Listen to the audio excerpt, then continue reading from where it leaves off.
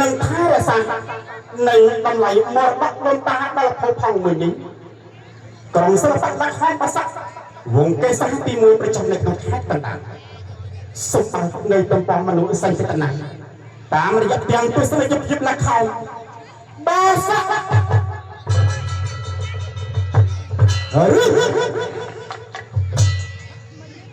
សវណ្ណច័ន្ទតារាមณีបសវណ្ណច័ន្ទតារាមณี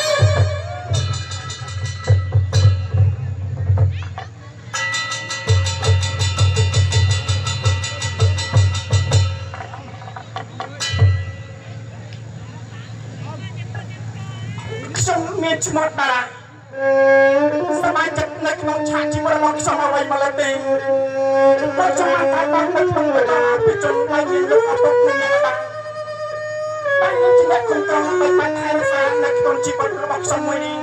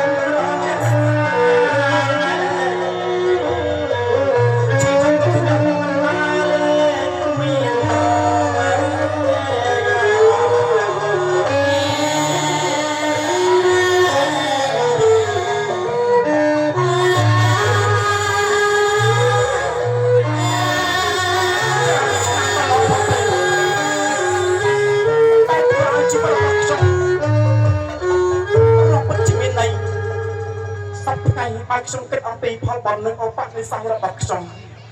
ប្រហែលជាលោកខ្ញុំម្នាក់នេះបានធ្វើបំណងរបស់គ្រូអំពីនៅកលកាយរបស់ខ្ញុំហើយដូចជាបណ្ដាឲ្យនៅក្នុងនៃជាតិនេះខ្ញុំបានកើតមកនៅក្នុងប្រព័ន្ធអភិជនគឺជាកលរបស់លោកមហាសេដ្ឋីដែលមានលោកឪពុកនិងអ្នកម្ដាយជាអ្នកគ្រប់គ្រងបីបាច់ថែរក្សាដល់ខ្ញុំមិនព្រមប្រណោះខ្ញុំបានក៏មានប្អូនស្រីហើយនិងបងប្រុសម្នាក់ទៀតផងដែរ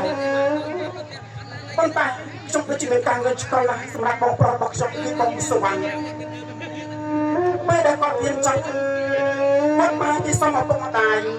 ដើម្បីបន្តការសិក្សាស្វែងរកនៅបម្រើវិជ្ជាគុណប្រព័ន្ធគុណតាយមកដឹងជាគាត់រៀនចប់មកធ្វើអីតែសម្រាប់ខ្ញុំវិញហើយនៅប្អូនរបស់ខ្ញុំមនីគិតថារៀនចប់ហើយនឹងរកការងារធ្វើដើម្បីជួយសម្រួលកិច្ចការងារដល់ពុកម្ដាយរបស់ខ្ញុំតែប៉ុណ្ណោះកំពុងតែនិយាយថ្ងៃនេះក៏កាន់តែខ្ពស់ទៅហើយថ្ងៃនេះចង់ទៅសំពុះឲ្យដល់របស់ខ្ញុំចង់ថាទៅដើរលេងក្រុមសារម្ដងផង